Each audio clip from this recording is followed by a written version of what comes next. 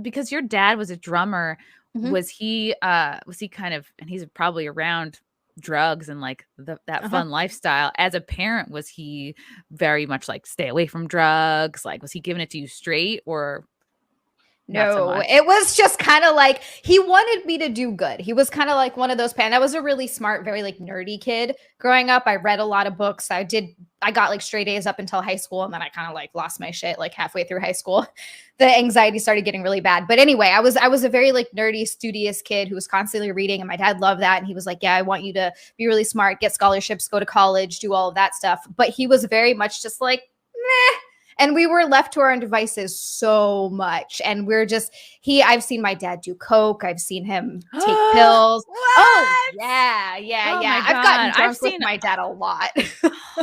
All right. I don't know what it is about coke, but but it's just, that's a very druggy type drug. Maybe I'm It such a feels like it. prude.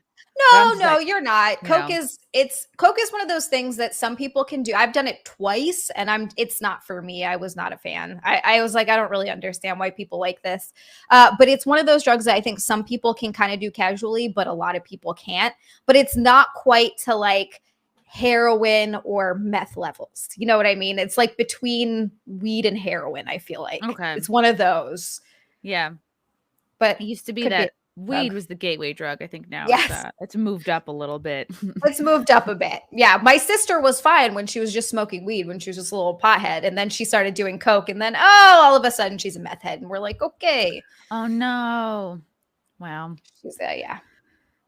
So, okay, interesting. Do you feel like your dad or like your parents kind of, well, it's hard to know. All you know is the life you've led. I was going to say like, oh, do Yeah. you feel like you leaned towards it more because you saw it around you growing up, but No, I would say for me, it just desensitized me a little bit to a point where, like, oh, kind of a lot of these things aren't necessarily a big deal.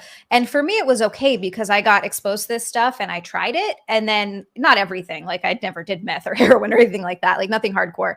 And I tried a few things and I was like, all right, this is whatever. And now I don't do anything. Like I'm sober from alcohol because I've had problems with that. But when it came to drugs and stuff like that, I never had any issues. And I was like, all right, I've tried this out. Some of it's fun, some of it's not so fun, and I'm good. Like, I don't know. I was never a problem for me. But and I think a lot of that depends on the person. My sister clearly has a very addictive personality, and drugs are, her pretty much, well, alcohol too, but drugs are, yeah, they fucked her up really bad. are you guys close? Yeah, we were really close growing up. Because we lost our mom when we were young. I was 6. I was almost 6, and she was 3 or 2 or 3. Yeah, she was really young. And my dad is, he was off playing his music and doing his thing, and he loved us, but he wasn't like the most attentive parent. So, and he's a very sweet man and was always very loving and around and took care of us, but he was just kind of off doing whatever he was doing. So it was really me and my sister growing up a lot of the time. Did you feel like you had to kind of take care of her? Oh yeah, absolutely. And my dad sometimes too. I felt like I was taking care of my dad sometimes. That's what happens. Like, yeah, when your parents aren't really fully present, I was kind of like that way too, but like my parents weren't doing drugs. They just like, I feel like emotionally they needed a lot from me. So in that way, I felt like the roles were reversed. But man, that is very young to lose a mom. I feel like, oh man, I bitch. Like I lost my mom at, what was it? I was like 35, 30. Yeah. I was like 34 when I lost my mom. And then I'm like, oh, she got to have her mom till she was 67. And most people have their mom until, they're like 80s, 90s. She was like 71 and she died. But then, right, like you lost your mom super early. So she was young. I don't think it matters when you lose your parent. It's going to suck no matter what. Like it it's going to be, yeah, nothing prepares horrible. you. Nothing can possibly prepare you. You're just like, oh, but you just have this flung into space feeling like you are catapulted into being on your own. Enjoy. Like you have all your memories you're ever going to have. There's no more new pictures of your mom that are going to come out. There's just like, woof. There's no Can't more call like them. Yeah. Can't be like, you ever get, I mean, I didn't have this because I was so young when I lost her, but I've heard other people talk about this, have that feeling where something good happens or like you get excited or you get bad news or whatever. And you're like, oh, I want to call my mom. And then that realization hits you that you can't. Oh yeah, and there's so many days that remind me of her. Like you think, oh, it's just gonna be she died in August 2nd. Like, all right, her death day obviously is gonna be a thing. Well, but then her birthday was like in July, and then it's Mother's Day, and then it's my birthday, which just happened. I'm like, fuck, it's so many days. Oh, and now it's like also the summer because she just loved summer. Like that was her. That's when she was sort of like come alive, and she'd like go to the pool and like to chat everybody up, and then it's like also New Year's because there was a funny story from New Year's where she like didn't know what bottle service was, so she just thought everybody had free juice out, so she was like, oh, I have some cranberry. I'm like, Mom, that goes with their alcohol, that's not for you. So yeah, oh my god though, but you lost your mom so early, so it's almost like, is it better in a way because I don't think I have any memories from like being 6. I remember very few things about her. I remember a few things, like I remember her cleaning. I remember one time my dad forgot to pick me up from preschool. And so I was the last kid sitting there. And my mom runs up all frantic and covered in paint because she had just been painting our house or whatever. And she like came to get me. I remember that, like things like that, small things, but not a lot. I remember the night she died really clearly. That I do remember. I think probably because it was very traumatic. So you sort of like hold on to that sort of stuff. But yeah, what happened, if you don't mind me asking? It's okay. It was a long time ago, so it definitely, I talk about it. It was a car accident. Oh my God. Ugh. Yeah, it was one of those shitty things where there's not like anything you can do about it. You're not prepared for it. The neighbors called the cops because my dad was crying so loud on the porch, and that's what woke me up, was my dad crying. And then the cops, it's a small island and everyone knows my dad. He's like one of those really big personality guys. Yeah, from Hawaii, exactly. Sorry, I feel like I didn't say that. So the cops already knew what happened, so they didn't even come. They were just like, it's one of those things. Everybody knew each other's business. Yeah. You hear the news. Oh my God. Wow.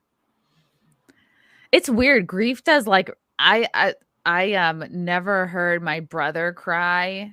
Like I never heard him make this noise ever in his life. But when it was like the last time we were going to visit my mom, it was like July. She passed in August. So it was either like June or July. And he had come out just for like 24 hours just to see how bad she had gotten, because like, I don't know. I think her and my dad, and maybe also like they did a shitty job of communicating like how terminal she was and her timeline and how bad she was getting. So my brother and like I were just like, horrible. We gotta see like what's going on here. And she was bad. And then, oh my God, my brother cried, not just loud, but like in a way that I'll never be able to forget. And I'm like, holy shit. Cause it's like, he's basically you're saying goodbye to an alive person already. It's like, you can tell. And she was such a like bright and funny, lively person that like, and like the pieces of her that went first were like her personality, like her speech, because she had a tumor on her vocal motor part of her brain. And so like her speech, her writing went first. It's like she could understand, but she couldn't really respond, and that would frustrate her. And like, oh my God, yeah, I've like never heard my brother cry like that. Like had it been under different circumstances, I should have made fun of him for that cry. It was an ugly cry. It was like it was a wail, and I was like, damn boy. That's just like that raw emotion coming out, and like you don't know, especially with something like that, seeing someone that you love like slip away like that before they're even gone. I feel like it's just that raw emotion. And how do you get that out? It's like kids when they cry and freak out and scream, it's because they don't know how to regulate emotion. They don't know how to express their emotion. And I feel like it's kind of the similar thing. Like, even though you're an adult and you sort of know that stuff, you can still get overwhelmed with emotion. Yeah. Well, as an adult, you're it's a positive to be able to control your emotions. It's like, I feel like more so for guys, like the ability to like get work done and compartmentalize and hold it together and be strong is almost kind of expected of men. But then of course, as a woman, like you do kind of lose respect if you are too emotional, especially like you know, at inopportune times or at work or whatever, if you're just like a woman that's like, hold it together. And it's that scene of the woman on the plane being slapped over and over again. Sometimes I feel like I need that. But so as in our adult lives, it's like we have to train ourselves to hold it together. But then when you are overcome with grief, like you just have to let it out. You have to just let yourself be messy. I cried in the shower so much, and it was like, but I like to cry. So I'm just like, oh, I got to set aside time to like listen to Xia, cry in the shower. And then you're like, well, it's going to hit you just at random times. And you just got to be like, this is what I'm doing right now. And sometimes it does feel therapeutic and good to cry. Like I don't like crying. I'm not a fan. It makes me feel weird and uncomfortable. I don't cry too often either. But when I do sometimes, like if I get really sad and I'm crying about something, like I think the last time I cried was because I hadn't seen my niece in so long. And I saw a picture of her and I was like, she's so big. And I was so like, I didn't even know where it came from. Yeah. I have a niece and nephew too, and I haven't seen them since maybe 2019.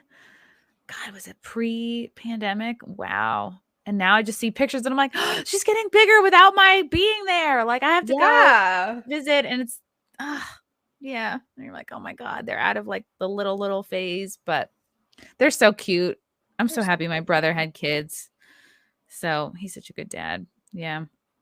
I'm happy my sister had kids too, even though she's in jail now and a disaster. But her kids are, well, I haven't even met my nephew. He's been in Hawaii since I haven't been home since I left, which is insane. I haven't been home since 2013. So I need to get back at some point. But my little sister had a son and a daughter, and I haven't met my nephew, but my niece is, oh my God, she's so sweet and so special.